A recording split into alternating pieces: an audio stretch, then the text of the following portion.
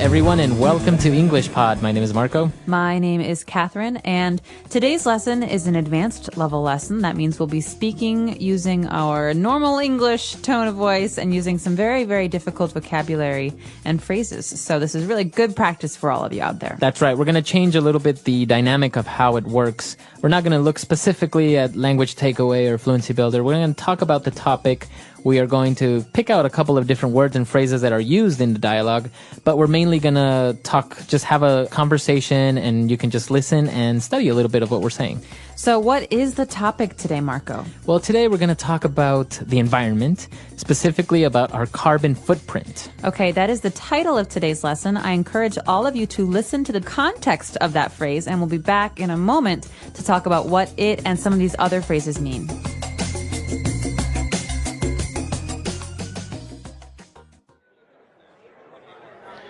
So what's your guys' take on all this global warming hysteria in the media? It's pretty serious, man. There have been tons of scientific studies, and the scientific community says that the Earth is heating up. We need to make some drastic changes to our lifestyle if we want to preserve our planet. I don't know. It sounds like a bunch of mumbo-jumbo if you ask me. The Earth will save itself. It survived worse disasters in the past. I mean, honestly, we live in the boonies. There's no way anyone here is ever going to walk or bike to work, especially in the winter. And we have no bus system. My house is 40 years old, and it would take a lot of money to get it refitted to be green and energy efficient. Well, I don't really know if I believe in global warming either, or whether or not it was our doing or a natural change the Earth is going through. But you have to admit that we're living pretty irresponsibly here in the West. I guess. I think the issue at hand is sustainability. We've only got this one Earth we can live on, and our resources are quickly disappearing because of our own carelessness and our inability to think of anyone but ourselves and anything but the present. So, like I was saying, we need to change the way we live. We need to reduce our carbon footprint. But it doesn't have to be that drastic. Hybrid vehicles and solar panels are too expensive to be feasible right now. And we don't have to be hippies living off the land and buying everything organic either, though it helps. I carpool to work every day with some buddies of mine. I have a rain barrel outside my house I use to water my plants and my lawn in the summer, and I make sure I always bring reusable bags with me when I get my groceries. And we just started using biodegradable plastic made from corn oil for takeout orders at my family's restaurant. Remember the 3 R's? Reduce, reuse, recycle. Exactly. It's just small, simple changes, like buying energy-saving light bulbs, starting a compost bin, recycling bottles and papers, using reusable water bottles, stop using disposable cups and cutlery. Like the ones we're drinking out of? Yeah. All right, we're back. So, as you probably guessed, carbon footprint, it's pretty easy. You're talking about a footprint is the evidence you leave if you're walking on sand, for example. Exactly. And if we talk about carbon, we're talking about the element, right? Mm-hmm. Carbon. Yep. So carbon is something that is in everything, basically. It's organic, but it can also, in the case of a carbon footprint, mean the amount of maybe waste or damage that we do to the earth or to the environment. Right. So, for example, you're driving your car. We all know that the gas that is emitted from the exhaust pipe is CO2, right? Yeah. And that contains carbon. So that's a way of seeing that you're leaving a footprint of carbon. You are damaging the atmosphere a little bit by driving your car. So in talking about a carbon footprint, we talk about having a low carbon footprint, which is good, or a very high carbon footprint, which is bad. Right. So there were a lot of interesting things coming up in the dialogue. One of the first things was... Well, the first thing that they're talking about in this dialogue is they're having kind of an argument about whether or not global warming and global climate change really exists. Yeah, this is a very interesting part because some people say, well, global warming is happening, global warming is real. And other people say, well, it's not real. It's not really a problem. This is just a phase that the Earth will go through and like everything, it'll disappear. Well, I agree with people who say that the Earth goes through phases because sometimes there are centuries that are hotter and sometimes there are centuries that are colder.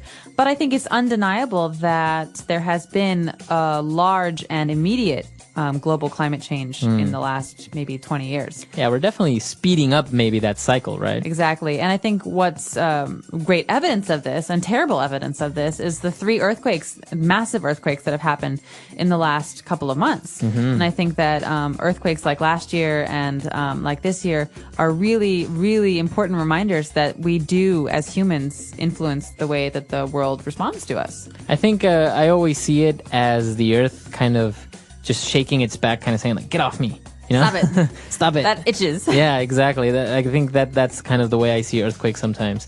But when they were talking about, well, is it real? Is it not? They use a really interesting phrase when it says, it sounds like a bunch of mumbo jumbo. Mumbo jumbo. Yeah. So this is a way to say that it sounds like a bunch of garbage, or it sounds like a bunch of gibberish. It sounds like a bunch of people are talking about something that doesn't really exist. So mumbo jumbo is basically something that's not really real or true. I think, don't you also, can you use it as somebody that's saying something that you don't really understand? Right. So if maybe I'm talking to you about something that's very academic and very scholarly, you say, sounds like a bunch of mumbo jumbo to me. Exactly. Yeah. So that's what the person said. The environmental problems are a bunch of mumbo jumbo. But it was really interesting because they were like, well, we have to save the earth. And then there was actually a phrase here that was really kind of hard for me to understand when the person said, I mean, honestly, we live in the boonies. Boonies. So what does it mean by living in the boonies? This is a very common word to hear in spoken English, especially with young people. Boonies means we live far away from civilization. We live far away from cities. We live far away from everything.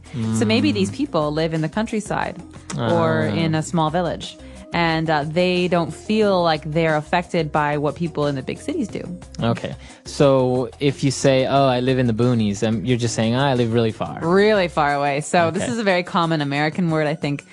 You can also say boondocks, which is like that movie Boondock Saints. But boondocks and boonies means very far away. So I could say, Marco, I'm not going to drive out to your house for a party. You live in the boonies. Do you have any other ways that you can say that you live really far away?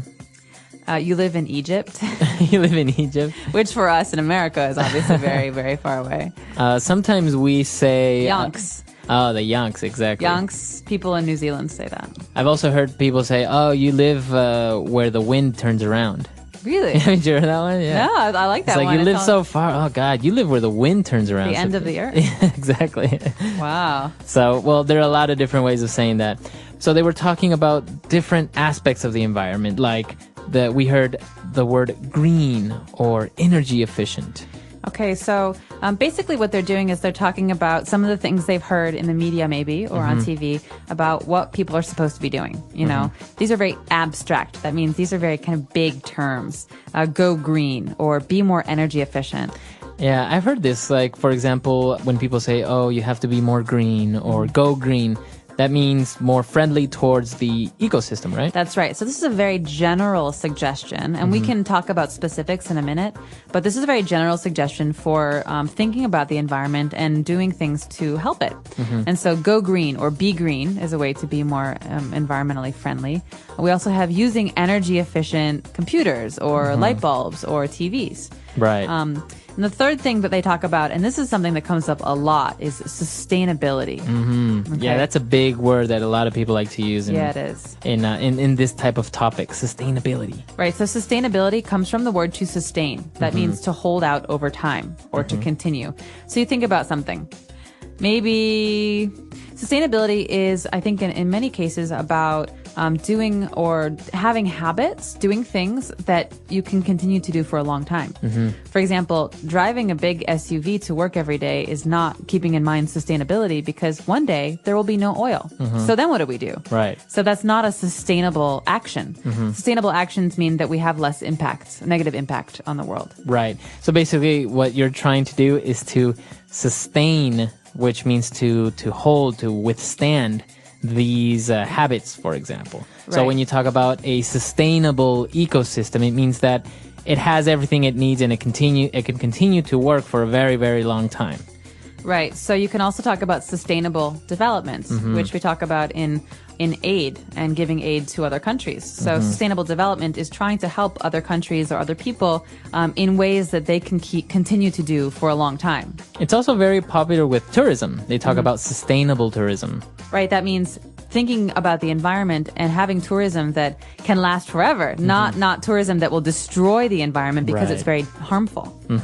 It's a very interesting topic, and as you say, it's used in a wide range of cases: sustainable development, sustainable projects, sustainable tourism. There are a lot of different ways that people use this, but it's basically the same thing, right? In essence, it refers to that. Yes, keeping something going over time. But I think the big question here is, if you want to go green, if you want to be environmentally friendly, what do you do? Because it's not about big ideas. It's about specifics. It's about changing your everyday actions, right? And so these guys had a couple of ideas. Yeah, they came up with something like, for example, hybrid vehicles, which is a big thing now. Basically, hybrid means two, right? It's a combination of two or more. That's right. So, the Sphinx in Egypt, that's a hybrid. Right, between a man and a lion. Exactly. Right. So a hybrid vehicle basically uses gasoline, but also electricity. So they're actually very efficient because... And they're quiet. They're quiet. And usually where you use up most of your gasoline is in traffic. Because your car is on, you're accelerating, you're braking, you're accelerating, you're braking. So in this case, I think hybrid vehicles run on the electric engine until they hit, I think it's 30 miles per hour, yeah. And once you surpass that, then it switches to the gas engine, which obviously if you have a constant high speed, it's more efficient, the combustion of the gasoline. Exactly. So a good example of a hybrid vehicle is the Toyota Prius. Right. I think it was like the first one commercially available. But now they have all kinds, and they're actually trying to make entirely electric cars. So lots of things to watch out for there. But they also talked about something for the house, right? So if you want to not just have a nice car that is environmentally friendly, but also to do things with your house, what can you put on your roof? I think we've seen a lot of these. These are called solar panels. Okay, solar has to do with the sun. So solar power, solar panel, that means energy that comes from the sun. So the sun. And a panel is like a pad or like a some kind of device that can take the energy from the sun. Yeah, it's really, really good. Basically, in some places you have anywhere between 8 to 12 hours of sunlight. So the whole day, these panels are absorbing energy. You can store them maybe in batteries and then just use them later. So basically, you don't really need to use electricity that comes from coal or from nuclear power plants because, you want to turn on a light. It doesn't really use up a lot of electricity. And there's no waste. It's all clean. So my question for you, does Ecuador have a lot of solar panels everywhere? Because you guys have so much sunlight down there. We don't really have a lot of them. It's not a big commercial thing yet, but there are a lot of projects going around to help implement these things a lot better. For example, taking these technologies to the countryside where people don't have access to electricity by means of cables, right? So they're implementing that there, getting them to use it, but it's still expensive. That's the problem with solar panels is that, of course, it's an energy efficient way of going. It'll save you money in the long run, but upfront you got to spend a lot of money. Well, and here's a good way to use sustaining. If someone in the countryside has solar panels in their house, it's a self-sustaining way to produce energy. Exactly. You don't have to depend on another place or a person. Yeah, actually, this is a very popular thing in many developed countries. I remember when I was living in Chile, big buildings were being marketed as energy efficient and green by showing that they can be self-sustaining. So basically, they would have solar panels on the roof. They would collect sunlight all day, and then they had big batteries that would store this energy, and then you can use it. They were more efficient into keeping heat or keeping the cold.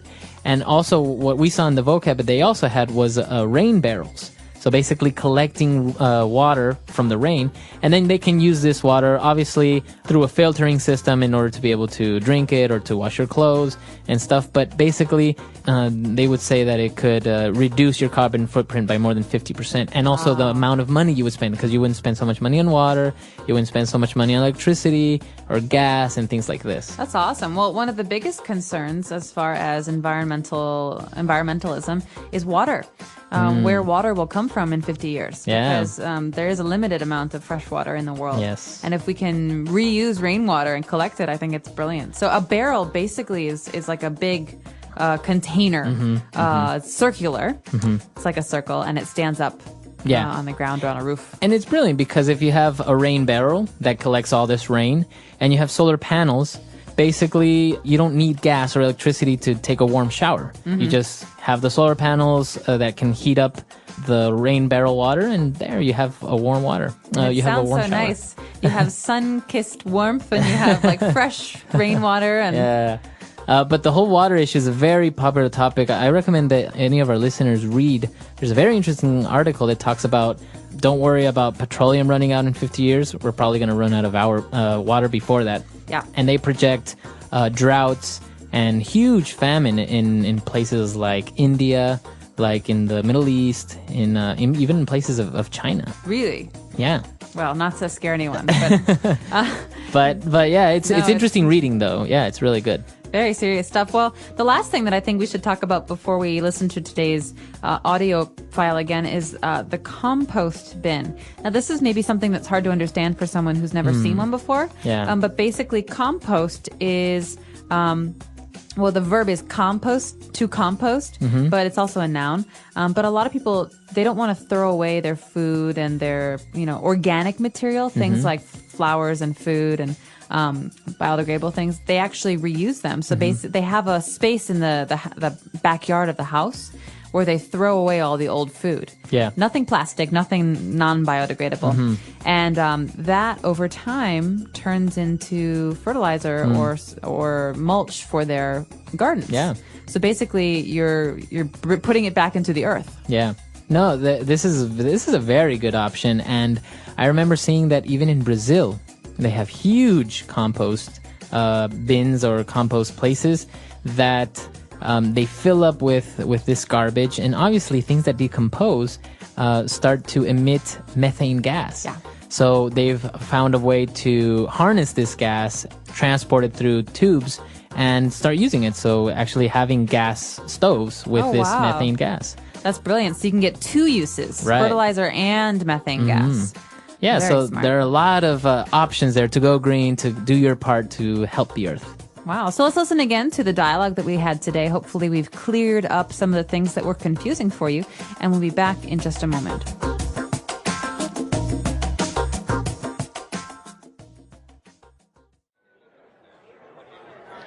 So what's your guys' take on all this global warming hysteria in the media? It's pretty serious, man. There have been tons of scientific studies, and the scientific community says that the Earth is heating up. We need to make some drastic changes to our lifestyle if we want to preserve our planet. I don't know. It sounds like a bunch of mumble jumble if you ask me. The Earth will save itself. It survived worse disasters in the past. I mean, honestly, we live in the boonies. There's no way anyone here is ever going to walk or bike to work, especially in the winter. And we have no bus system. My house is 40 years old, and it would take a lot of money to get it refitted to be green and energy efficient. Well, I don't really know if I believe in global warming either, or whether or not it was our doing or a natural change the Earth is going through. But you have to admit that we're living pretty irresponsibly here in the West. I guess. I think the issue at hand is sustainability. We've only got this one Earth we can live on, and our resources are quickly disappearing because of our own carelessness and our inability to think of anyone but ourselves and anything but the present. So, like I was saying, we need to change the way we live. We need to reduce our carbon footprint. But it doesn't have to be that drastic. Hybrid vehicles and solar panels are too expensive to be feasible right now. And we don't have to be hippies living off the land and buying everything organic either, though it helps. I carpool to work every day with some buddies of mine. I have a rain barrel outside my house. I used to water my plants and my lawn in the summer.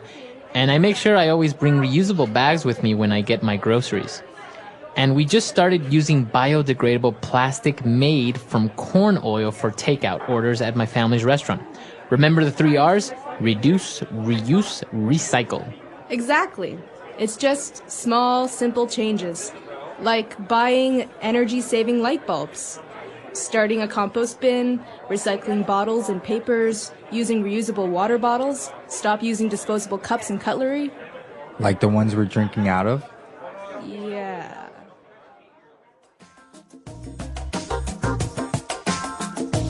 All right, we're back. So it's a very interesting topic, very debatable. We have Earth Day coming up, I think. You have to turn off your lights for an hour. That's right. Earth Hour, Earth Day. So remember, reduce, reuse, recycle, the 3 R's. Yeah. Think about the way that you use things and, try and reuse them if you can. Yeah, it's a very good topic. We want to know what you think about it. And also, if you have any suggestions or any comments about future advanced lessons, why don't you tell us? Come to EnglishPod365.com and we'll see everyone there. Bye. Bye.